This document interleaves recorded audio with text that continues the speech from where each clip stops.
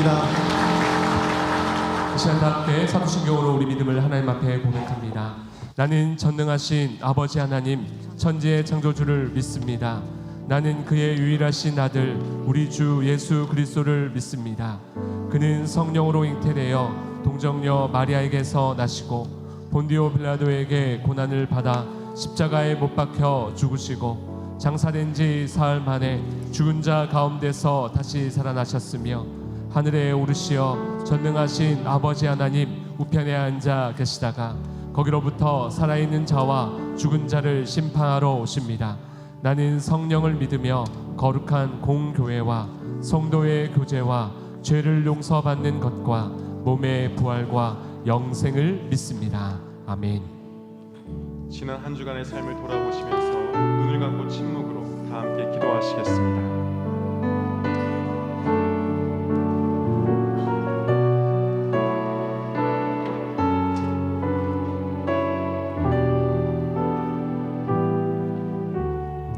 그러므로 이제 그리스도 예수 안에 있는 자에게는 결코 정죄함이 없나니 이는 그리스도 예수 안에 있는 생명의 성령의 법이 죄와 사망의 법에서 너를 해방하였음이라.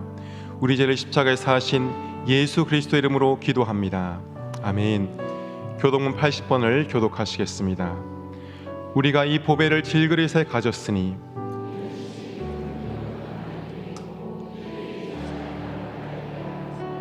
우리가 사방으로 우겨싸움을 당하여도 쌓이지 아니하며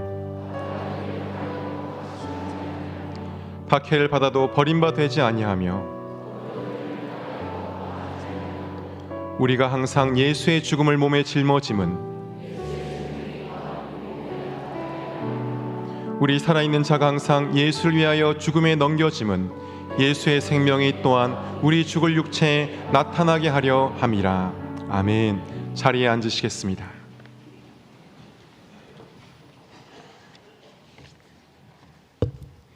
감사하신 하나님, 여기까지 인도하신 에베네셀의 하나님, 감사와 찬양을 드립니다.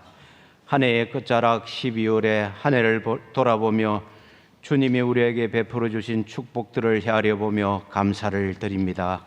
올 한 해도 우리의 삶에 이른 비와 늦은 비를 때를 따라 허락하시어 지금까지 많은 열매를 허락하신 주님께 감사함으로 예배를 드리오니 받아 주옵소서.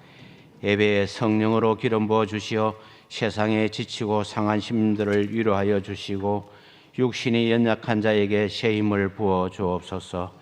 이제 남은 12월도 기도하며 그동안 성실하지 못했던 모습을 돌아보며 주님께 악하고 게으른 종이나 책망받지 않는 한 해로 마무리 지을 수 있도록 은혜를 베풀어 주옵소서.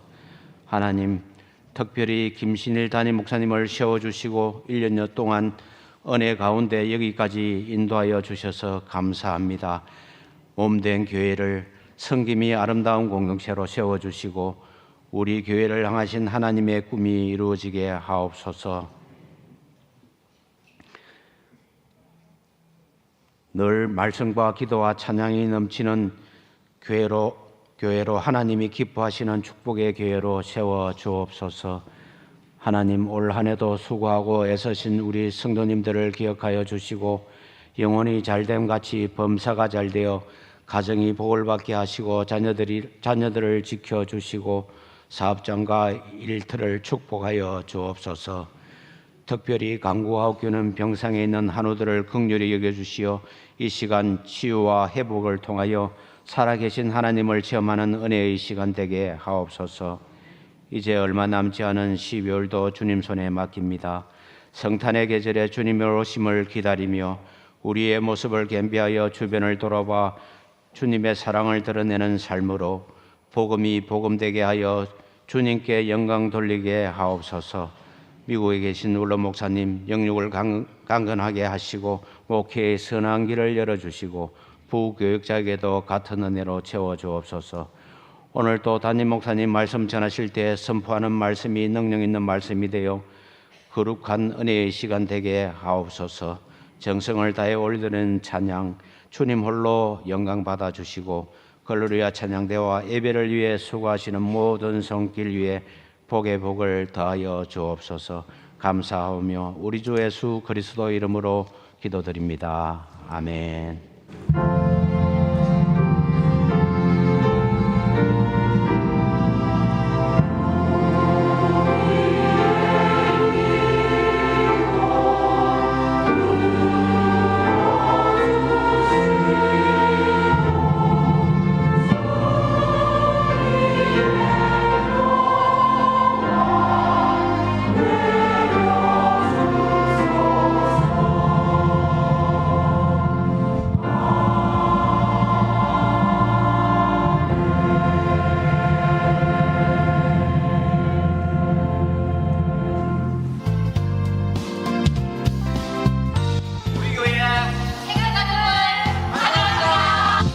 이 시간 이곳에 모인 우리 모두가 당신을 축복하죠. 당신은 하나님이 선택한 가장 귀한 사람.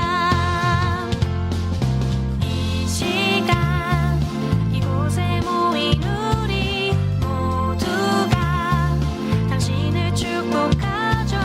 당신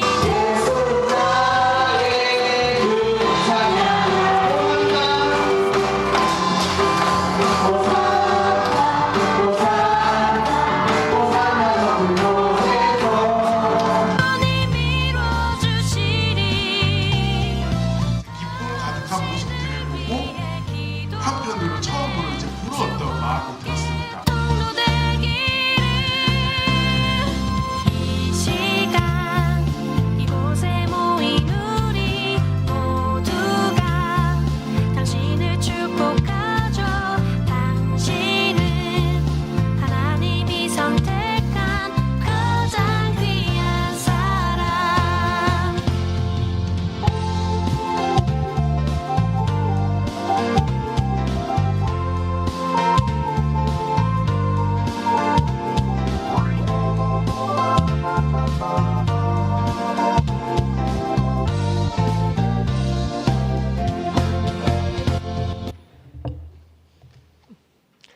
네, 지난 한 해 동안 우리 교회 새가족이 되어주신 분들, 또 새가족부 사역 열심히 해주신 분들 모두 우리 환영의 박수, 격려의 박수 하겠습니다.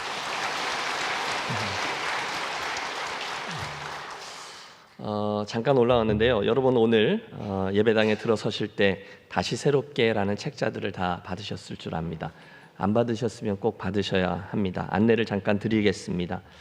여러분 올해 새해를 시작하시면서 다시 그 자리로라는 표와 함께 우리 교우들 출발했습니다. 그리고 여러분 열심히 잘 달려오셨어요.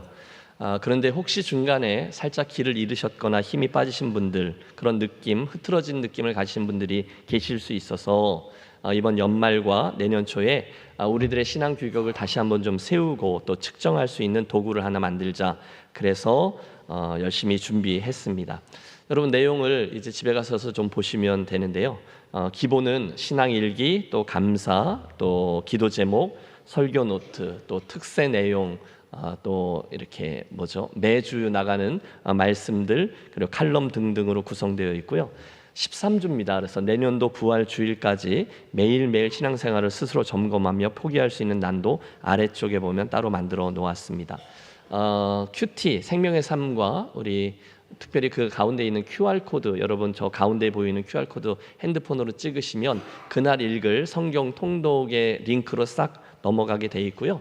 매주 초에 여러분들께 우리 교회 목회자들이 준비해 놓은 그 부분에 대해서 강의도 여러분께 보내드리도록 하겠습니다. 특별히 이번에 새로 임직하게 되시는 분들은 이 다시 새롭게 노트 나중에 꼭 제출해서 저희 점검하도록 하겠습니다. 필수이고요. 부활주일 어간에 여러분 잘하신 분들 저희가 좀 크게 시상하려고 합니다. 그러니까 여러분 일기 쓰듯이 소중히 여기면서 이것들을 좀 진행해 주시길 부탁드리고요. 혹시 이걸 받으시면서 이거 좋다, 혹시 내 남편이라든지 또는 내가 꼭 전달해서 같이 다음 주부터 하실 분들 좀 권면하고 싶다 그러면 나가시면서 한 권씩 더 받아가셔도 됩니다. 아무나 가져가시면 안 되고 꼭 하실 만한 분들, 권면하실 분들에게 가져다 전해주시고요. 다음 주일부터 시작입니다. 여러분 내용을 보시면 다음 주일이 첫날이니까 꼭 지니고 다니시면서 설교도 쓰시고 기도도 쓰시고 이래서 여러분에게 참 귀한 영적인 글쎄요 친구로 삼아 주시면 좋겠습니다. 왜 여러분 어린 시절에 학교에서 쓰던 하늘색으로 만든 건강기록부 여러분 혹시 기억하십니까? 그것처럼 이 다시 새롭게라는 신앙생활 건강기록부를 통해서 다시 그 자리로 우리 유종의 미를 거두는 올 연말과 새해가 되시기를 바랍니다. 감사합니다.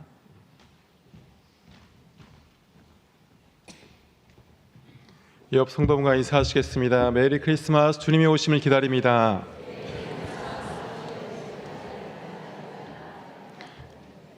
오늘 우리 예배 방문하신 분이 계십니다. 박성호 경상남도 전 부지사님 예배 참석하셨습니다. 잠깐 차례에서 일어나실 때 큰 박수로 환영하겠습니다.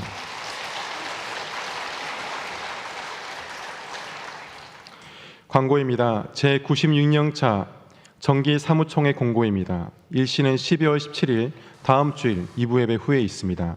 참석 대상은 19세 이상 세례 입회 교인입니다. 삽질된 출석표를 다 같이 한번 꺼내 보시겠습니다. 지난주도 삽질을 해드렸고 오늘도 삽질을 해드렸습니다. 이 출석표에 사무총회 참석하실 분들도 출석으로 체크해서 나가실 때 공동 제출함에 꼭 제출해 주시면 감사하겠습니다.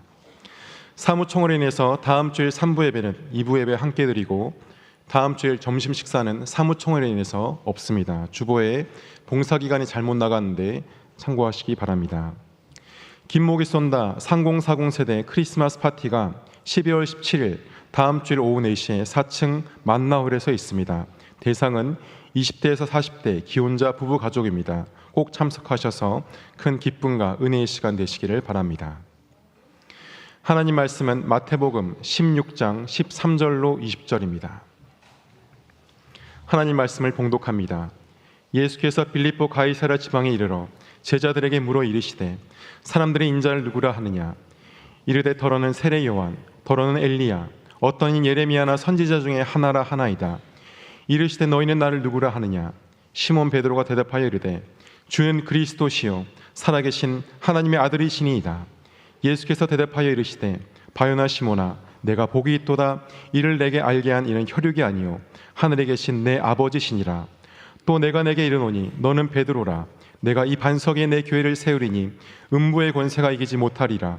내가 천국 열쇠를 내게 주리니 내가 땅에서 무엇이든지 매면 하늘에서도 매일 것이요 내가 땅에서 무엇이든지 풀면 하늘에서도 풀리리라 하시고 이에 제자들에게 경고하사 자기가 그리스도인 것을 아무에게도 이르지 말라 하시니라. 아멘.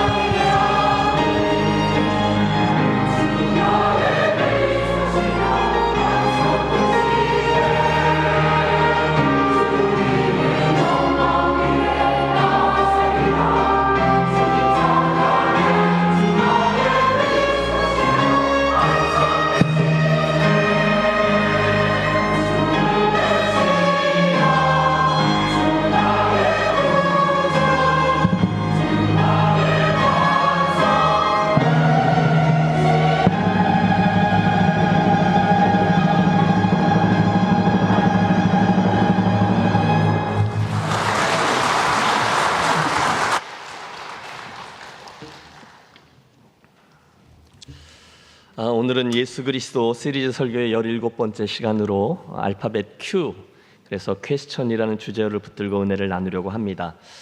오늘의 말씀은 마태복음 16장 이 본문 외에도 마가복음 8장과 누가복음 9장에 동일하게 기록되어져 있습니다.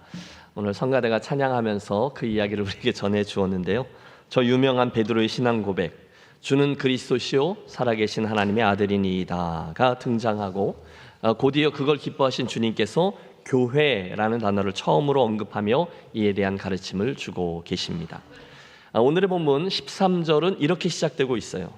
예수께서 빌립보 가이사랴 지방에 이르러 제자들에게 물어 이르시되 사람들이 인자를 누구라 하느냐.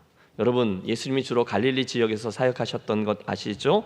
그 주님이 어느 날 제자들을 이끌고 저 북쪽 헬몬산 아래에 있는 새롭게 헬라식으로 지어진 신도시 빌립보 가이사랴를 방문하셨습니다. 제자들의 눈이 휘둥글해졌을 겁니다. 어쩌면 준우까지 들었을지도 몰라요. 왜냐하면 신도시였거든요. 시골 사람들에게 있어서 잘 닦여져 있는 로마식 도로, 높이 솟은 대리석 건물, 그리고 그 당대의 그레코 로만 월드의 분위기를 풍기는 각종 신전들과 신상들, 정말 당대의 로마의 힘이 느껴지는 신식 도시였습니다. 전 세계 사람들이 그 당시 최고의 신으로 여기던 제우스 신, 그리고 웅장한 그의 신전, 또 반은 사람이고 반은 염소였던 판이라는 신과 그 신전 등등이 아마 엄청난 위용을 자랑했을 거예요. 와, 저런 신들이 다스리는 로마, 그들에 비하면 우리 식민지 국가에 살고 있는 이스라엘은 참 별 볼 일이 없구나. 우리 꼴이 이게 뭔가? 과연 이스라엘이 섬기는 여호와는 참 신이요 전능하신 신이 맞는가? 아마 그래서였을 것 같아요.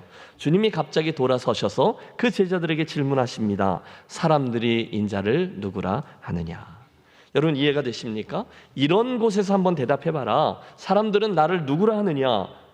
곧 제자들, 그 당시 사람들에게 회자되던 예수님에 대한 세 가지 의견들을 보고합니다. 이르되 더러는 세례 요한, 더러는 엘리야, 또 어떤 이는 예레미야나 선자 중에 하나라 하나이다.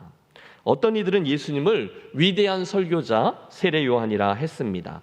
어떤 이들은 능력의 선지자인 엘리야가 다시 나타났다라고도 생각했고요. 또 어떤 이들은 그분을 예레미야나 선지자 줄 가운데 한 사람이라고도 했습니다. 모두 다 훌륭한 대답이었어요. 그런데 문제가 생기죠. 그 3인칭의 대답들에 전혀 흥미를 느끼지 못하신 주님이 제자들에게 이번에는 1인칭의 대답을 요구하십니다. 그런데 그것들 말고 15절 이르시되 너희는 나를 누구라 하느냐? 이 사람 저 사람이 뭐라 하는 것 말고 오늘 너는 나를 누구라 하느냐? 여러분, 주님의 궁극적인 관심이 오늘 이곳에 있음을 기억하십시오. 남들이 그분을 어떻게 생각하고 또 어떻게 믿고 있는지 그거 말고 내 옆에 계신 분이 예수님을 누구라 생각하고 어떻게 믿는지는 신경 쓰지 말고 오늘 내가 예수님을 어떻게 알고 있고 어떻게 믿고 있는지 주님은 그것을 묻고 계세요. 딴 사람 말고 네 이야기를 해봐라. 내 인생 속에, 아니 내 심장 속에는 도대체 어떤 내가 있느냐? 너는 나를 누구라 하느냐? 자, 그렇다면 이제 여러분이 대답하십시오. 오늘 여러분에게 있어서 예수님은 누구십니까? 틀림없이 제자들은 당황했을 것입니다. 갑자기 훅 들어온 주님의 질문, 주변이 아니라 본질을 파고드는 주님의 질문 앞에 제자들은 쉽게 입을 열지 못해요. 순간 여러분 누가 대답하죠? 네, 베드로입니다. 우리 함께 16절 저의 유명한 고백을 함께 합독하며 고백해 보겠습니다. 시몬 베드로가 대답하여 이르되 주는 그리스도시요 살아계신 하나님의 아들이시니이다. 아멘. 여러분, 정말 놀라운 고백이었습니다. 순간 베드로의 주가가 최고치를 갱신해요. 100점짜리 대답이었거든요. 자, 그 베드로의 대답에서 우리는 이 아침 두 가지를 생각합니다. 먼저 주는 그리스도입니다 라는 고백이죠. 여러분, 여기 나오는 그리스도는 구약에 나오는 메시아라는 단어의 헬라식 발음이에요. 곧 그들을 구원할 자라는 뜻이죠. 주님은 나를 죄와 사망에서 구원해 주시는 구원자 그리스도입니다라는 고백이었어요. 두 번째 고백도 있어요. 그것은 주님이 살아계신 하나님의 아들이십니다라는 고백이죠. 여러분 주목하세요. 예수님이 살아계신 하나님의 아들입니다라는 고백에는 우리들을 누르고 있는 죄와 사망의 권세가 얼마나 심각한 것이었는지가 드러납니다. 여러분, 사실 다른 문제는요, 적당한 다른 이가 와도 돼요. 아니 웬만한 문제는 천사가 와서 해결할 수도 있습니다. 그런데 유독 이 문제, 저와 여러분의 죄와 사망의 문제에 관해서만은 오직 하나님이신 당신이 직접 오셔서 해결하셔야 할 만큼 심각한 문제였다는 겁니다. 그래서 주님이 오셨고요, 결국 우리들에게 구원의 문을 열어주셨어요. 할렐루야. 사랑하는 여러분, 이 아침에 저는 저와 여러분 모두가 주는 그리스도시요 살아계신 하나님의 아들이시니이다 라는 진리를 분명히 믿고 다시금 새롭게 고백하는 이 아침이 되시기를 바랍니다. 예수님이 그리스도요, 예수님이 나를 위해서 오신 하나님의 아들입니다. 이 두 가지를 분명히 믿고 고백하면 그 순간 저와 여러분 인생에 쫙 놓여져 있는 수많은 질문들에 대한 해답이 주어지게 될 것입니다. 그 바른 고백이 있을 때 우리들의 모든 방황은 끝이 나는 거죠. 아, 그래, 그분이 하나님의 아들이시지, 그분이 구원자이시지, 이게 분명해지면 나머지 문제들은 별로 문제가 되지 않아요. 다 이해가 되고요, 또 다 넘어갈 수가 있어요. 왜? 가장 중요한 그 문제에 대한 해답을 주었기 때문이죠. 그 베드로의 고백이 얼마나 중요했는지를 보여주는 또 다른 반증도 하나 있어요. 그것은 그 베드로를 향한 주님의 칭찬과 기쁨입니다. 17절, 주님이 그 이야기를 듣고 너무 기뻐하셨죠. 바요나 시몬아, 내가 복이 있도다. 이를 내게 알게 하니는 혈육이 아니요 하늘에 계신 내 아버지시니라. 여러분, 예수님이 너무 기뻐하셨어요. 너무 큰 축복을 받았다는 거예요. 무슨 복이요? 가장 중요한 진리, 네 인생의 가장 중요한 사실을 알게 된 복입니다. 하나님의 아들이 나를 구원하기 위해 이 땅에 오셨다는 것을 믿고 고백하는 축복. 여러분, 사실 이것보다 더 중요한 축복은 없습니다. 한편 여러분, 이 이야기는 베드로의 이야기에서 끝나지 아니하고 오늘 저와 여러분의 이야기라는 것을 기억해 주십시오. 오늘 여러분도, 오늘 저도 예수님을 나를 죄에서 구원하신 메시아요 그리스도 하나님의 아들이라는 사실을 믿는 줄로 믿습니다. 아멘. 그렇다면 그날 그 베드로가 받았다는 축복은 베드로만의 축복이 아니라 저와 여러분이 이미 받은 축복이에요. 여러분, 잘 생각해 보세요. 우리가 예수 믿어요. 그런데 누가 설득해서가 아니었죠. 여러분이 연구해서도 아니었죠. 대신에 누군가로부터 그 복음을 들을 때 성령께서 나에게 그 시간에 역사하셔서 나로 하여금 그 진리를 받아들이고 믿게끔 해 주신 거죠. 그러므로 여러분, 이 아침에 이 믿음의 축복, 내가 그 예수님을 주와 그리스도로 믿는 구원의 축복을 당연한 것으로 여기지 마세요. 이건 축복이구나. 엄청난 하나님의 섭리가 있고 예수님의 십자가 사건이 있었고 그리고 성령 하나님께서 그 사실을 믿게 하시는 역사가 이미 어우러져 있는 것이구나. 그 축복을 내가 받았구나. 여러분, 그것을 분명히 믿으시고 우리 교회는 그 진리를 믿고 고백하는 축복을 받은 이들이 모인 믿음의 공동체라는 사실을 인지해 주시기를 바랍니다. 우리가 그런 사람들이라는 거죠. 그리고 나서 이 이야기는 베드로의 분명한 신앙 고백에 대한 예수님의 축복 선언과 함께 굉장히 중요한 주님의 가르침 하나로 이어지고 있어요. 즉, 주님은 이제 앞으로 세워질 당신의 몸, 즉 교회에 대해서 가르쳐 주십니다. 여러분, 주목하십시오. 본문은 신약에서 교회라는 용어가 가장 먼저 등장하는 말씀이에요. 게다가 이건 예수님이 가르쳐 주신 진리거든요. 물론 우리는 나중에 사도행전을 통해서 그 사도들을 통해서 가르쳐 주시는 교회를 배울 수 있어요. 저 뒤에 에베소서를 통해서 사도 바울이 가르쳐 주는 교회를 배울 수 있어요. 그런데 오늘 본문은 예수님이 직접 가장 먼저 언급하시며 가르쳐 주신 교회입니다. 그 점을 염두에 두시고 우리 18절, 19절 교회에 대한 주님의 가르침을 합독하겠습니다. 또 내가 내게 이르노니 너는 베드로라. 내가 이 반석 위에 내 교회를 세우리니 음부의 권세가 이기지 못하리라. 내가 천국 열쇠를 내게 주리니 내가 땅에서 무엇이든지 매면 하늘에서도 매일 것이요 내가 땅에서 무엇이든지 풀면 하늘에서도 풀리리라 하시고. 여러분, 예수님을 통해서 우리가 배우는 교회는 어떤 교회입니까? 우리 교회는 어떤 교회냐는 거예요. 네 가지를 생각해 보시죠. 첫 번째, 우리가 이 본문을 통해서 알게 되는 교회는요, 믿음의 고백 위에 세워지는 교회입니다. 한번 따라해 주세요. 믿음의 고백 위에 세워지는 교회. 믿음의 고백 위에 세워지는 교회. 너는 베드로라. 내가 이 반석 위에 내 교회를 세우리니 말씀하셨거든요. 여러분, 천주교와 우리 개신교의 교회관이 극명히 갈리는 것이 이 구절에 대한 해석이에요. 천주교에서는 이 말씀을 예수님이 베드로라는 사람을 기초로 해서 교회를 세우겠다 하신 말씀으로 해석해요. 그래서 우리가 그 갈릴리 어간에 있는 그 교회 가보면 거기서 예수님과 베드로의 이야기가 있었다라고 해서 베드로 수위권 교회라는 기념교회를 만나요. 그리고 그 안에 들어가 보면요, 그 강단 앞에 저기서 보듯이 커다란 바위가 이렇게 반석에 놓여져 있습니다.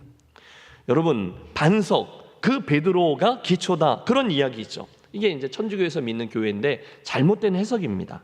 이에 비해서 개신교는요, 이 본문 전체의 문맥과 흐름을 고려해서 교회는 베드로가 아니라 예수 그리스도에 대한 분명한 신앙 고백 위에 세워진다라고 해석합니다. 즉 베드로가 했던 고백이요, 예수님은 그리스도입니다, 예수님은 하나님의 아들입니다, 원초적인 고백이 우리들 교회의 기초가 된다는 거예요. 그 고백을 가진 이들이 모인 공동체가 교회라는 거죠.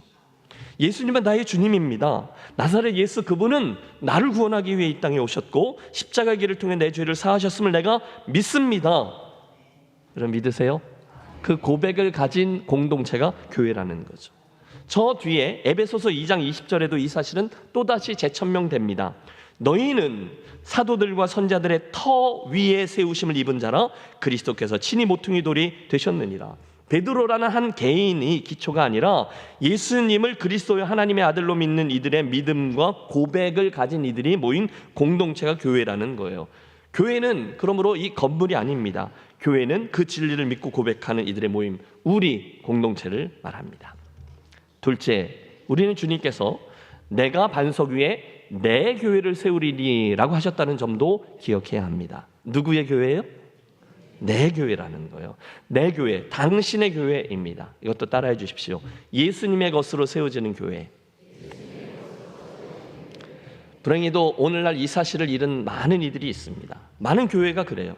거기서 문제들이 비롯되죠. 여러분 잘 생각해 보십시오. 우습지 않습니까? 교회의 주인은 언제든지 예수 그리스도 그분뿐인데 사람들은 자꾸 기회만 있으면 자기가 주인 노릇을 하려 들어요. 처음부터 끝까지 본인의 주장만 하는 분들이 있죠. 아닙니다. 교회는 오직 예수 그리스도 그분만을, 그분의 말씀만을, 그분이 말씀하신 가치와 가르침만을 주장해야 합니다. 아멘 하셨죠? 틀림없어요. 자기가 개척했다고, 자기가 공헌했다고 목사가 주인 노릇하고 똑같이 교회 특별한 몇몇 사람들이, 목소리 큰 사람들이 주인 노릇하고 이런저런 영향력 있는 사람들이 주인 노릇을 하려고 드는 교회는 다른 교회가 아니라 주식회사입니다. 그렇죠? 혹시 여러분 우리 주변에 또는 저와 여러분 근처에 그런 일이 생겨날 때마다 이 기본으로 돌아가십시오. 아니요. 교회는 절대로 그 누군가의 자아 실현을 하는 곳이 아닙니다. 교회는 자기의 옳음과 의와 지식과 경험을 드러내고 자랑하는 곳이 아닙니다. 교회는 어떤 권리나 지위를 보장받는 것도 아닙니다. 오직 교회는 주인이신 예수 그리스도, 그분의 주인됨과 그분이 가르쳐 주신 가치가 드러나도록 해야 하는 곳인 줄로 믿습니다. 아멘 하셨는데, 그러므로 혹시 그런 유혹이 온다면, 그래서 내가 주목을 받아야 되고 내가 주인 노릇을 해야 한다 하신다면, 혹시나 내 경험과 내가 알아왔던 부분을 절대 진리인 양 주장하려고 하신다면 빨리 우리 모두 입을 닫고 겸손함으로 행하시기를 부탁합니다. 여러분, 지금까지 여러분이 수고하셔서 주님의 몸된 교회를 위해서 하셨던 훌륭한 일들이 있죠. 그건 주님이 이미 다 아세요. 맞죠? 그건 주님이 이미 상급을 예비해 놓으셨어요. 여러분을 위해서는 그걸 빨리 잊으십시오. 내가 다 이미 이루었다 함도 아니요. 그러므로 여러분 주님을 위해서 뭐 해드렸다, 교회를 위해서 내가 어떻게 수고했다, 빨리 잊으세요. 여러분의 건강과 여러분의 하늘 상급을 위해서. 그리고 다시 새 출발하십시오. 예수님의 몸된 교회, 예수님의 교회의 덕, 하나님 나라의 가치만이 드러나도록 하는 겁니다. 왜요? 주어가 그거예요. 소유격이에요. 내가 반석 위에 내 교회를 세우리니 하셨거든요. 그러니까 교회는 그분이 드러나면 되는 거죠. 주님의 것이니까요. 세 번째, 예수님의 말씀에서 우리가 알게 되는 교회의 또 다른 특징은 교회에게 담아주신 특별한 능력입니다. 따라해 주십시오. 음부의 권세가 이기지 못하는 교회. 음부의 권세가 이기지 못하는 교회. 주님이 말씀하셨어요. 내가 내 교회를 세울 건데 음부의 권세가 이기지 못하리라. 음부는 죽음과 멸망을 의미합니다. 여러분, 죽음의 권세는 대단하잖아요. 아무도 죽음이 다가오면 아무 소리 못해요. 아무 저항하지 못해요. 그냥 죽는 거예요. 그런데 교회의 능력이 뭐냐? 그 음부의 권세를 어떻게 한다고요? 이긴다는 거예요. 어떻게 해요? 예수님을 주와 그리스도로 믿는 고백의 방법을 통해서요. 그들은 이제 구원의 능력을 경험하게 되고 새 생명과 영생을 얻습니다. 이 땅과 하늘이 연결되어져 있는 영생의 축복에 참여합니다. 누구를 통해서? 교회를 통해서요. 여러분 믿습니다. 예수 그리스도의 진리, 복음이 선포되고 그것을 믿고 고백할 때 그곳은 어디가 되든 저가 어떤 형편에 있든 그 음부의 권세가 침범하지 못하고 새 생명을 얻어 결국 하나님 나라의 통치가 실현되는 일이 일어나게 될 것입니다. 어디에요? 교회의 말입니다. 그게 교회에게 주신 예수님의 권세라는 거죠. 이어지는 19절의 말씀도 같은 의미로 해석됩니다. 주님이 이렇게 말씀하세요. 내가 천국 열쇠를 내게 주리니 내가 땅에서 무엇이든지 매면 하늘에서도 매일 것이요 내가 땅에서 무엇이든지 풀면 하늘에서도 풀리리라. 여러분 교회의 네 번째 특징은 주님께서 그 교회에게 천국 문을 열고 닫는 그런 권세를 주셨다는 데 있어요. 네 번째인데 따라해 주십시오. 천국 문을 열고 닫는 교회. 네, 앞에서 말씀드린 것처럼 천주교에서는 이것도 베드로라는 교황에게 맡겨진 권세로 해석합니다. 교황권. 그리고 그날 이후 베드로에게서부터 시작된 사도권이 역사 속에 있는 교황들을 통해서 오늘까지도 이어진다라고 주장해요. 그래서 교황은 절대로 잘못하지 않는다. 교황 무오설도 실은 여기서 비롯됩니다. 그 베드로에게 주셨다는 거예요. 잘못된 성경 해석이에요. 아니요, 바른 해석은 이겁니다. 한 명의 사람, 그 베드로의 수위권이 아니라 그 베드로가 가지고 있었던 고백의 수위권이 있다는 거예요. 베드로는 그 믿음을 같이 고백하는 모든 사람들의 대표격인 사람이에요. 반장인 거죠. 여러분 초등학교에서 교장 선생님과 함께 전 학생들이 조회하는데 어떤 반이 6학년 3반이 단체상을 받게 됐어요. 그때 누가 그 교장 선생님 앞에 가서 상을 받죠? 아시네요. 모르는 분들은 반장을 안 해보신 분들인 거죠. 반장이 나와서 받는 거예요. 지금 천국 열쇠를 베드로 개인이 받는 게 아니라 예수 그리스도를 주와 그리스도로 고백하는 이들의 공동체가 받는 거죠. 주님이 그 교회에게 구원의 문을 여는 권세를 주셨어요. 우리 교회가 구원의 문이에요. 그래서 우리가 구원의 방주라고 하는 거죠. 여러분 천사가 구원의 문을 열고 닫지 않아요. 교회인 저와 여러분이 그 구원의 문을 열고 닫아요. 그래서 복음을 맡은 교회가 중요한 거죠. 20세기 서구교회가 낳은 위대한 사상가요, 선교사요, 교회 연합운동의 선구자였던 레슬리 뉴비기는 그걸 이렇게 표현합니다. 최상의 축복은, 그러니까 복음으로 인해서 구원을 받은 사건을 말합니다. 최상의 축복은 하늘로부터 직접 내려오지 않았다. 대신에 그 축복은 역사적인 공동체에 연결된 고리를 따라 동료, 이웃들의 손을 거치며 도달하게 되었다. 여러분, 이 말은 저와 여러분이 구원에 어떻게 이르게 되었는지를 설명해 줍니다. 우리들 중에 그 누구도 홀로 있다가 깊은 사색 끝에 예수 그리스도가 진리야 그렇게 떠올리고 그분의 십자가 부활을 깨닫고 믿게 되고 그래서 구원을 받은 사람이 없습니다. 여러분 중에 단 한 명도 그런 사람이 없어요. 대신에 우리들은 누군가가 그 예수 그리스도 복음을 전달해 주었기 때문에 복음을 듣고 믿게 된 거예요. 부모님이 되든 선생님이 되든 친구가 되든 선교사가 되든 그때 그 복음을 여러분에게 들려준 그분도 사실은 누군가로부터 복음을 전달받은 거죠. 우리 조선은 주로 미국 선교사들을 통해 복음을 들었습니다. 그런데 그 미국은 영국에서 건너간 청교도들이 세운 나라죠. 그 영국은 로마 교회로부터 복음을 들었고요. 로마 교회는 소아시아, 지금 터키 지역에 있는 소아시아로부터, 소아시아는 수리아의 교회 그리고 안디옥 교회죠. 그 안디옥 교회는 예루살렘 교회로부터, 그리고 예루살렘 교회는 예수님으로부터 복음을 들었어요. 드리는 말씀은 이거예요. 누군가가 그 복음을 듣고 전달을 했다는 거죠. 누가요? 교회가 그 일을 했다는 거예요. 그래서 교회는요, 그 선교의 수혜자임과 동시에 선교의 시행자입니다. 여러분 제가 말씀드린, 그리고 레슬리 뉴비긴이라는 분이 말씀드린 구원의 연결고리가 보이십니까?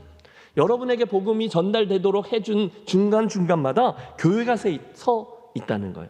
내가 땅에서 무엇이든지 매면 하늘에서도 매이고 내가 땅에서 무엇이든지 풀면 하늘에서도 풀리리라. 그러므로 나 교회 다녀요 라는 말은 단순히 그냥 교회 다닌다라는 의미가 아니라 그 안에는 엄청난 뜻이 담겨 있어요. 그것은 영생의 복음, 구원의 진리를 열고 닫는 입과 손발을 가진 그 권세를 가진 교회, 저와 여러분이 다니는 우리 김해 제일교회인 줄로 믿습니다. 그 뉴비기는 계속해서 외쳐요. 하나님은 다른 사람들을 선택할 수도 있었지만 그분은 우리를 선택하셨다. 왜 우리를 선택했는지 설명할 수 없다. 그러나 다만 우리는 무엇을 위해 그렇게 하셨는지는 알고 있다. 그분은 우리를 선택하셔서 모든 사람들의 축복의 통로로서 약속의 전달자가 되게 하셨다. 여러분, 무슨 뜻입니까? 하나님이 여러분을 선택하셔서 구원을 주셨잖아요. 복음을 주셨잖아요. 그래서 그 다음부터 우리는 나 구원받았네, 너 구원받았네, 우리 구원받았네 찬양할 수는 있지만, 만일 우리가 그 다음에 우리끼리만 머물러 하나님께서 우리를 선택해 주신 그 구원을 배타적인 축복으로 생각해서 세상을 향한 그 다음 사명, 선교적 공동체로서의 책임을 망각한다면 잘못됐다는 거예요. 교회는요, 주님께서 구원의 문, 천국문을 열고 닫은 권세를 본질적인 DNA로 담아 주신 거죠. 그러므로 아직도 예수님을 모르는 다른 분들에게 그 예수님 이야기와 진리를 전달해 주어야 되는 일은 마치 어린아이가 태어났을 때 태어나자마자 숨을 쉴 수 있는 것처럼 그냥 원래부터 교회에게 담아주신 DNA라는 거예요. 우리는 당연히 그런 존재라는 거예요. 저를 신학교 가게 했던 말씀이 있어요. 너희가 나를 택한 것이 아니요 내가 너희를 택하여 세웠나니. 주님이 저와 여러분을 택하셨대요. 왜요? 그리고 구원하셨대요. 왜요?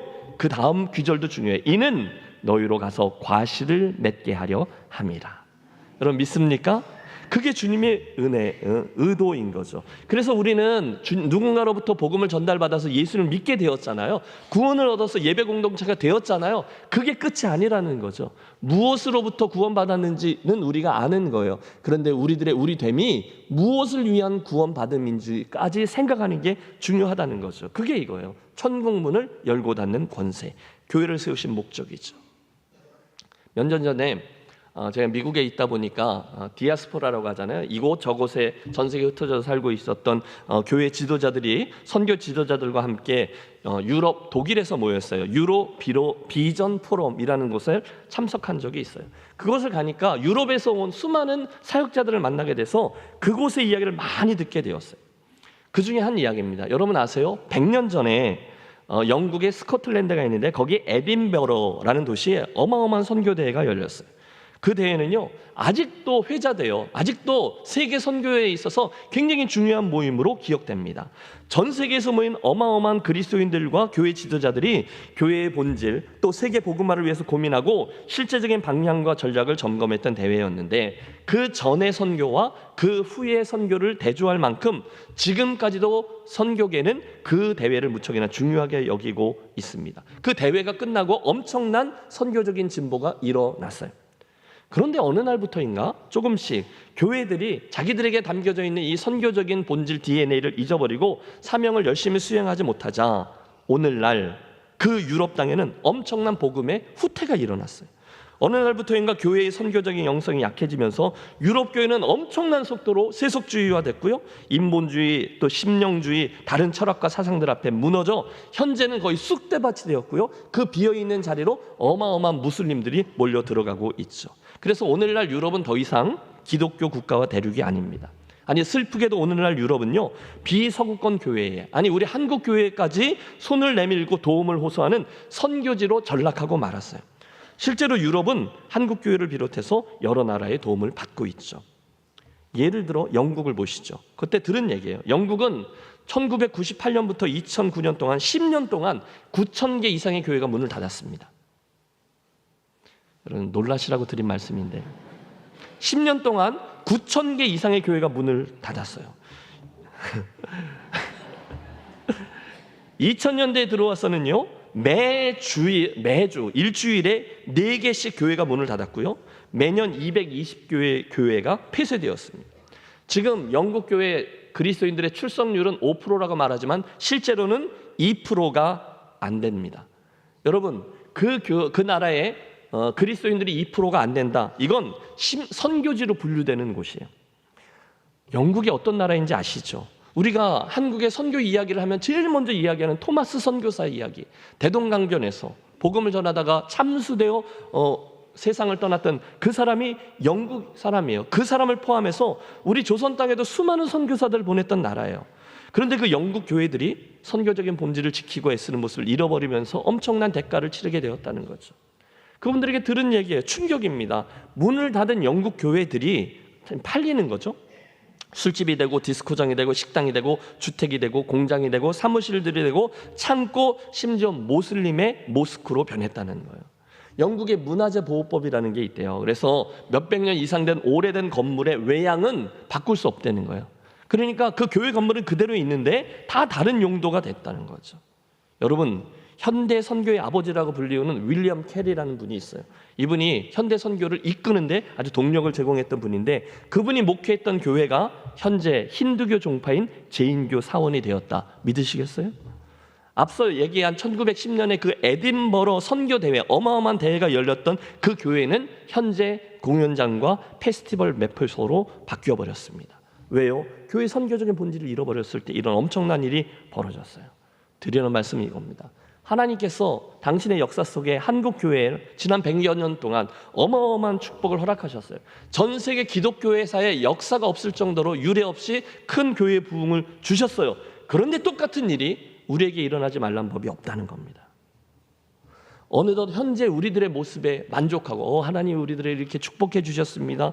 그러면서 여러분, 우리 교회를 보십시오. 여러분, 우리 한국에 있는 교회들 가운데 이렇게 아름다운 성전과 건물과 이런 성도들을 가진 교회가 얼마나 되겠어요. 그런데 이 모습을, 축복을 감사하고 만족하지만 거기에 머물러서 이 교회의 선교적인 본질인 영혼에 대한 관심을 놓치게 된다면 오늘 우리는 예수님이 맡기신 천국문을 열고 닫는 사명을 무시하는 거라는 거죠. 그때 우리 세대는 그 영국 교회처럼 얼마든지 촛불이 옮겨지는 비극을 겪을 수 있다는 거예요. 여러분, 우리 조금만 솔직해 보시죠. 솔직히 다른 영혼에 대해서 관심을 갖고 그분도 예수 믿어야 되는데 그분을 위해서 기도해주고 실제로 그분에게 가서 예수 믿어야 합니다라고 이야기해 주는 것은 쉽지 않아요. 물론 어떤 분에게는 쉽죠. 그런데 어떤 분에게는 쉽지 않아요. 또 혹시 지금 이 이야기를 이렇게 제가 막 열내면서 하고 있는데 여러분들 마음속 안에 목사님, 요즘 우리가 어떻게 사는지 아세요? 이렇게 이야기하실 분이 계실 거예요. 제가 얼마나 힘들게 사는데요. 정말 당장 발등에 불이 떨어졌는데요. 그것 좀 뒤로 미루고 그냥 우리의 교회됨을 즐기면서 일주일 동안 얼마나 세상에서 힘들게 삽니까? 근데 교회에 왔으면 위로도 받고 예배 잘 드리고 또 헌금도 하고 봉사하고 그러다가 이제 때 되면 천국에 가면 되지. 뭘 그렇게 피곤하게 전도합시다, 선교합시다, 지역사회 섬김 프로젝트 합시다, 우리 김해 땅에 와 있는 외국인 노동자들을 복음을 전합시다. 그러면서 예수를 믿어야 합니까?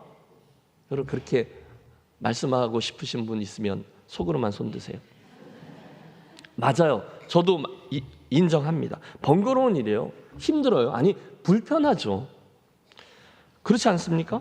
꼭 그렇게 하지 않고도 우리 얼마든지 이 아름답게 건축되어진 성전 안에서 행복하게 고상하게 예수 믿으면서 갈 수 있어요. 그런데 우리가 그렇게 하지 않고 그 좁은 문과 좁은 길을 가라 하신 말씀에 순종해서 뭘 좀 해보려고 하는 것은 이유가 있다는 거예요. 그것은 주께서 네 번째 특징이죠. 천국의 열쇠를 우리 교회에게 주시면서 기대하셨던 바가 있었다는 거죠. 천국문을 열고 닫는 사명입니다. 여러분, 당연히 이 일은 번거롭습니다. 당연히 이 일은 외롭습니다. 늘 같이 싸움을 해야 하고요. 그 어려운 일에 순종하는 건 언제나 좁은 문이요, 좁은 길처럼 보여요. 아니, 여러분, 전에 그 십자가를 바라보는 방향에 대한 이야기할 때 세상 사람들이 아래에서 십자가를 바라보면서 뭐라고 얘기하죠? 그 십자가는 세상에 미련한 것이라고 얘기합니다. 아니, 도대체 2000년 전에 죽은 나사렛이라는 유대인 청년이 너의 모든 영혼과 운명을 결정짓는 메시아라고, 그걸 믿는단 말이야? 미련한 놈들이라고. 이게 세상 사람들이 우리들에게 하는 말이에요. 그런데 우리는 계속해서 그 미련한 것을 붙들고 그 일을 전하면서 갑니다. 왜요? 그게 그들에게 미련한 것이지만 우리에게는 능력이기 때문입니다. 주님이 우리들에게 그걸 기대하셨어요. 그거 하자는 거예요. 그냥 그 일 하자는 거예요.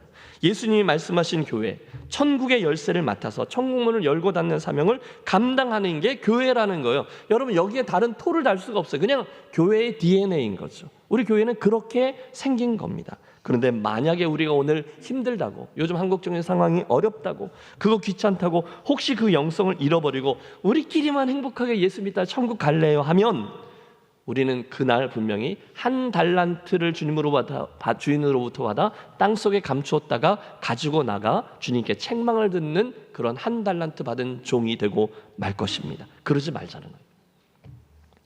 감사하게도 지난주에 우리 2024년 선교 헌금, 장학 헌금 작정하면서 선교부에서 작년도 우리 사역에 대한 보고를 해 주셨어요. 저도 놀랐어요. 저는 이제 올해가 첫 번째 해 사역이잖아요. 그런데도 여러분이 이렇게까지 신실하게 섬겨준 걸 보고 많이 놀랐고 감사했고 우리 교회 식구들이 자랑스러웠어요. 여러분 지난주에 보고해 주셨어요. 우리 교회 선교 헌금 수입이 4억 3천이었대요. 지출이 선교의 일로 지출이 4억 정도였다는 거예요. 이게요 우리 교회 전체 재정을 고려해 볼 때 선교부에서 그만큼 섬겼다는 건 놀라운 일입니다. 여러분 너무 열심히 잘해 주셨어요. 그 많은 재정을 잘 흘려보냈습니다. 그러나 이 즈음에 김 목사에게 한 가지 더 욕심이 자리합니다. 여러분 열심히 헌금해 주셨는데 그 헌금보다 조금 더 어려운 게 있어요. 그게 헌금 다음에 헌시예요. 그 다음은 헌신입니다. 헌시가 뭐죠? 시간입니다. 시간을 내려놓는 것. 내년에도 여러분 우리 교회는 여러 선교 교육의 장을 마련할 것이고 또 섬길 수 있는 기회도 만들 거고 전도회장도 할 거고 지역사회 섬김 프로젝트 계속 할 겁니다. 단기 선교도 갈 거고 선교에 대한 관심자 모임도 할 겁니다. 또 내년에는 우리 각 목장들마다 우리가 섬기는 선교지와 미자립 교회와 선교 기관들을 다 나누어서 배치했어요. 이유는 하나입니다. 목장 모임을 모일 때마다 반드시 그 선교사님과 기관과 미자립 교회를 위해서 기도하는 시간을 가지시도록 하기 위함이죠. 목자분들 꼭 기억해 주세요. 또 담당 선교사님들이 만약에 우리 교회를 김해 땅을 방문하시면 그 목장에서는 반드시 밥을 사야 돼요. 그리고 그 선교사님과 만남의 장을 만들어 주십시오. 기도해 주십시오. 또 특별히 내년에는 우리 이게 좀 편중되어 있었던 선교 사역을 좀 다채롭게 구성해서 많은 새로운 협력 선교사님들과 동역을 시작합니다. 그래서 신뢰할 만한 선교 단체에 소속되어 있는 선교사님들을 우선적으로 해서 북한 선교, 성경 번역 선교, 프론티어 선교, 모슬렘권 선교, MK 교육 선교 등등 다른 여러 분들과 동역합니다. 또 우리 교회 내년에 선교사 파송 계획이 있고요. 우리 김해에 허락해 주신 여러 민족들을 위한 사역에도 우리 열심히 동역하면서 그 일을 하려고 합니다. 특별히 이 기회를 통해서 한 가지를 더 말씀드리려고 합니다. 그것은 우리 교회 다음 세대 사역입니다. 저는 이것을요 선교라는 영역으로 끌어들여서 이음 선교라고 부릅니다. 이음 다음 세대를 위한 사역을 교육부 사역이 아니라 선교라는 지평으로 끌어안는 거죠. 이유가 있습니다. 여러분 우리 김해제일교회를 포함해서 한국교회는 현재 주로 기성세대와 어르신들 세대를 중심으로 구성되어 있습니다. 그러니까 나이가 많다는 거예요. 그리고 이것은 좀 더 심화되어서 앞으로 10년 후에는 정확히 통계 자료가 나와 있어요. 10년 후에는 한국교회의 51%가 노인들로 이루어진대요. 지금 이 추세대로 나가면요. 그러므로 당연히 교회는 이 어르신들을 위한 실버 사역을 잘 준비해야 되죠. 그래서 우리 교회도 내년 4월 한 달 동안에 행복학교 준비하고 있습니다. 그래서 어르신들 사역 열심히 할 거예요. 그런데 동시에 이 점도 강조되어야 된다는 거예요. 그 이야기는요, 우리 교회도 위기 앞에 섰다는 겁니다. 우선은 인구 절벽 앞에 섰죠. 현재 여러분 기성세대라고 이야기하고 있는 제 또래들은 한 해에 100만 명이 태어났어요. 여러분 우리 대한민국에 제 친구들이 100만 명이에요. 여러분이 하도 하여튼 100만 명이에요. 그런데 여러분 90년대에는요. 제가 60년대 후반인데 90년대에는요. 100만 명이었던 저희하고 확 줄었어요. 6, 70만 명이 태어났어요. 2000년대에는요. 40만 명이 태어났어요. 2020년대는 20만 명대로 떨어졌습니다. 그러니까 저희 또래들은 100만 명인데요. 지금 태어나는 애들은 30만 명이라는 거예요. 저희 때는요. 한 반에 60명, 70명씩 있었어요. 콩나물 교실이었죠. 지금 몇 명이에요? 20명대예요. 여러분 이걸 심각하게 보셔야 합니다. 이건 위기입니다. 그러므로 여러분 혹시 저에게 오셔서요. 목사님 우리 교회는요 전에는요 중등부가 몇 명 모였고 고등부가 몇 명이었어요 라는 말 좀 하지 좀 말아주세요. 도표를 하나 봐주십시오. 학력 인구 변동 추계입니다. 현재 태어나는 인구가 예전에 비해서 3분의 2가 줄었어요. 학력 인구가 급락했습니다. 실제로 2020년, 3년 전이죠. 유치원부터 고등학교까지 대한민국의 학력 인구가 75만 명. 그런데 10년 후인 2030년은 학력 인구가 50만 명이 안 되고요. 5년 후인 2035년은 40만 명이 안 될 겁니다. 근데 더 심각한 게 뭔지 아세요? 이 도표보다 교회 학교, 한국 교회 교회 학교 인원 감소는 이 도표보다 30%가 더 빠르게 급감하고 있습니다. 그래서 저는 오늘날 우리 김해제일교회 청소년들, 어린이들, 유학에 있는 아이들이 저렇게 있다는 것을 거의 기적이요 축복이라고 봅니다. 그렇다면 여러분, 지금 우리 교회가 가장 집중하고 마음을 써야 될 사역이 무엇인지가 선명해지죠. 위기입니다. 여러분, 5년이 금방 지나죠. 10년이 금방 지납니다. 그러면 여러분 10년 후에 우리 교회는 지금 우리가 생각하고 있는 교회 모습하고 완전히 달라지게 될 겁니다. 그러므로 현재 우리 김해제일교회에서 절대로 놓쳐서는 안 되는 사역이 바로 젊은 부모들과 그들과 함께 있는 자녀들을 위한 사역들이에요. 여러분, 여긴 설득이 되셨나요? 따라서 현재 당회에서 여러 이야기들 나누고 제안하고 실천하려고 애를 쓰고 있는데 여러분 기도해 주시고 관심 가져주시기 바랍니다. 일단 급하게 해야 되는 게 뭐냐면 다음 세대들을 위한 이음 선교라고 제가 말씀드렸어요. 교회, 학교 이 정도의 개념이 아니에요. 그들은 미전도 종족이에요. 지금 한국 사회 속에 그 어린 아이들의 크리스찬, 기독교인의 퍼센테이지는요, 웬만한 선교지에 있는 퍼센테이지보다 낮습니다. 미전도 종족이에요. 그러면 우리는 공격적인 투자를 해야 되는 거죠.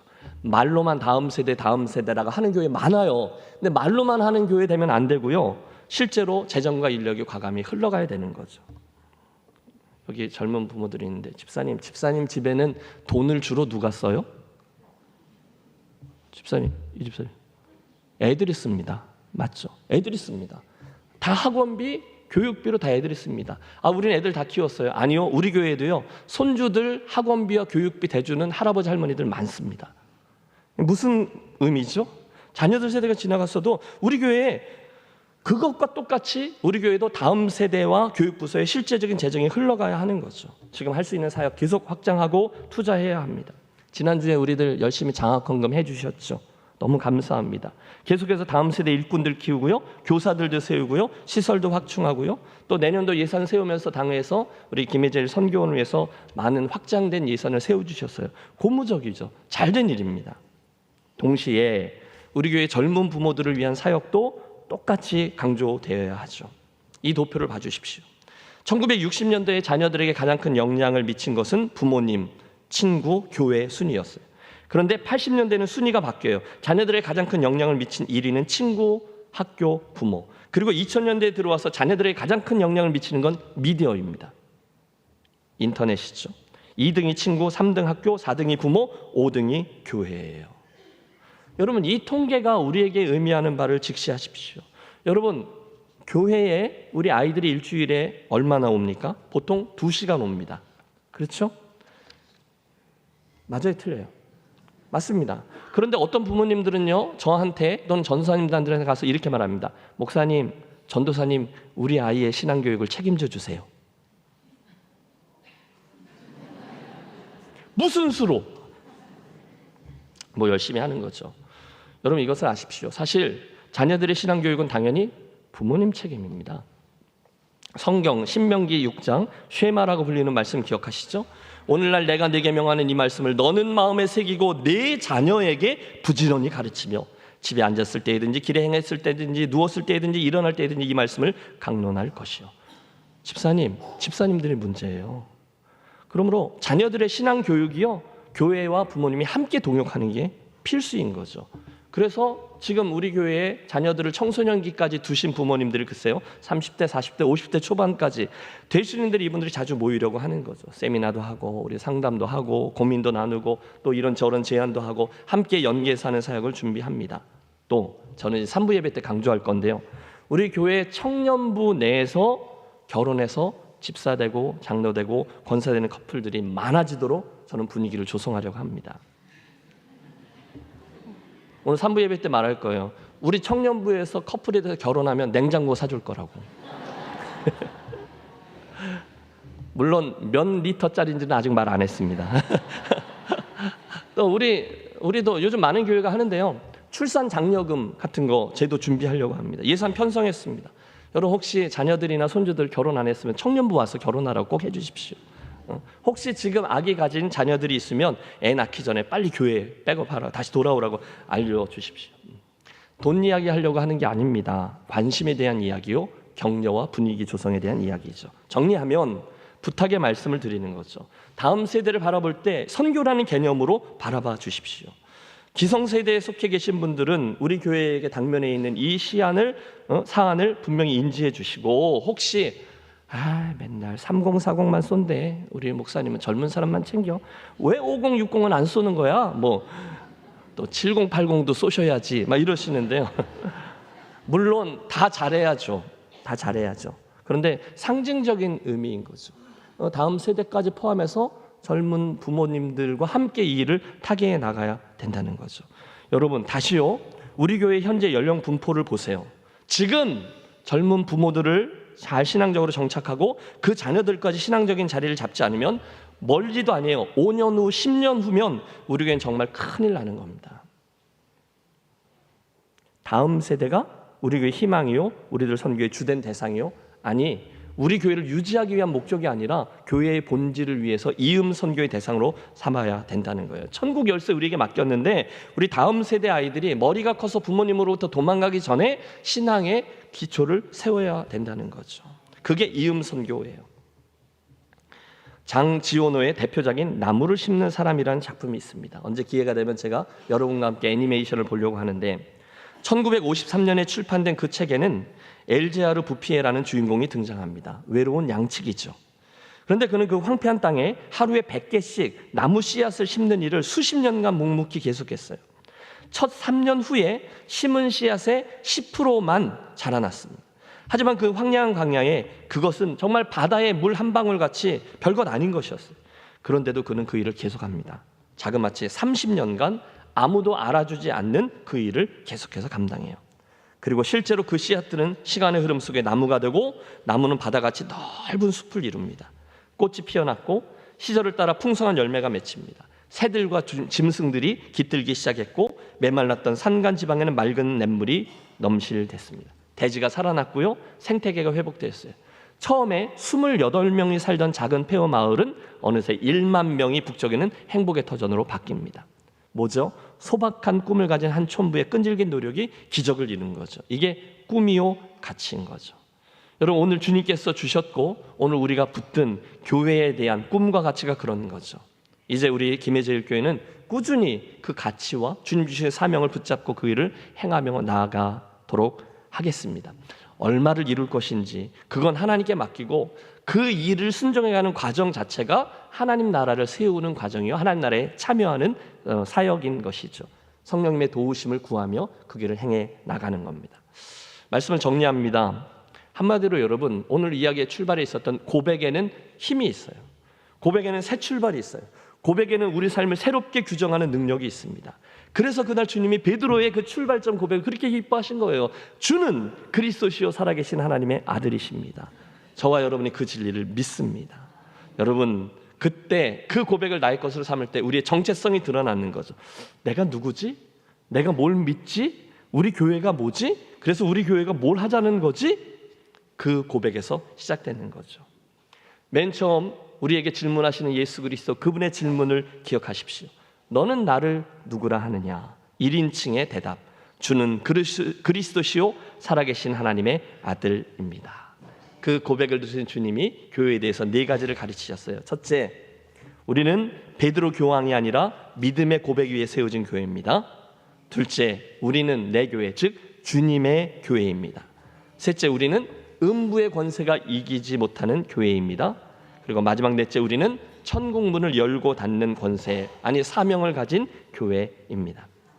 바라기는 저와 여러분과 우리 교회가 예수님에 대한 분명한 신앙 고백에서 출발해서 예수님의 거신 진짜 교회가 되어지고, 음부의 권세를 누르고 천국 열쇠로 하늘 문을 여는 복음의 공동체, 구체적으로는 선교적인 공동체로 세워지시기를 우리 주 예수님의 이름으로 축원합니다. 기도하겠습니다. 하나님 아버지, 너희는 나를 누구라 하느냐? 주님의 이 질문에 주는 그리스도시요 살아계신 하나님의 아들이시니이다, 분명한 믿음의 고백이 우리 교회 모든 가족들에게 있게 해 주시옵소서. 이제 그 고백에서 시작된 우리 교회를 복 주셔서 그 신앙 고백이 분명한 교회, 예수님의 주인됨이 분명한 교회, 음부의 권세가 이기지 못하는 교회, 진리를 전함으로 다른 영혼과 우리의 다음 세대에게 천국의 문을 여는 교회, 그 선교적인 본질이 선명한 교회로 우리를 계속 빚어 주시옵소서. 예수 그리스도의 이름으로 기도하옵나이다. 아멘. 함께 일어나셔서 결단하며 찬송합니다.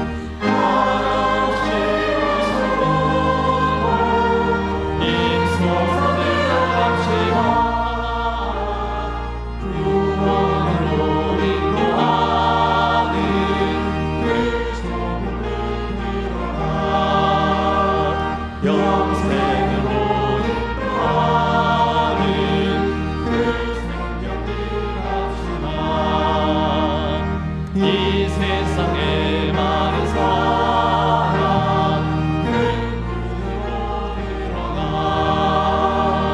넓은 길로 갈지라도 멸망으로 끝나니 세상은 배부리여와 모두 잃어버리고 주의 말씀 순종하여 그 생명길로 갑시다. 구원으로 인도하는 그 소문은 들어가 영생으로 인도하는 그 생명길 갑시다. 구원의 문 열렸으니 주의 명도 이미와 주 전할 모든 가서 생명길로 갑시다. 구원의 문 주에 들어가고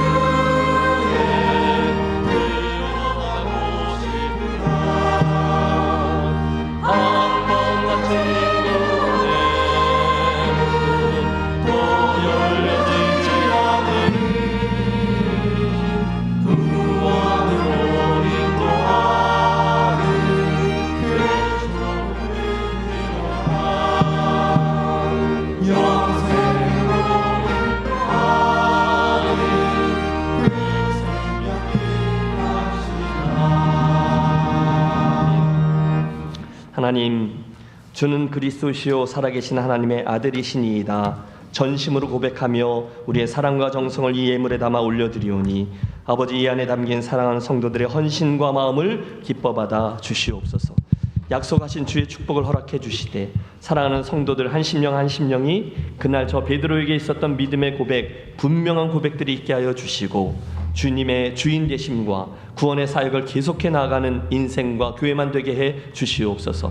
특별히 우리 교회를 맨 처음 세우실 때 담아 놓으신 예수 믿지 않는 잃어버려진 영혼들에 대한 관심을 우리 놓치지 않게 하시고, 특별히 오늘 이음 선교 다음 세대를 향한 신앙의 전수까지도 잘 감당해내는 복된 교회와 교회 천국 문을 열어가는 그런 김해 제일교회만 되게 해 주시옵소서.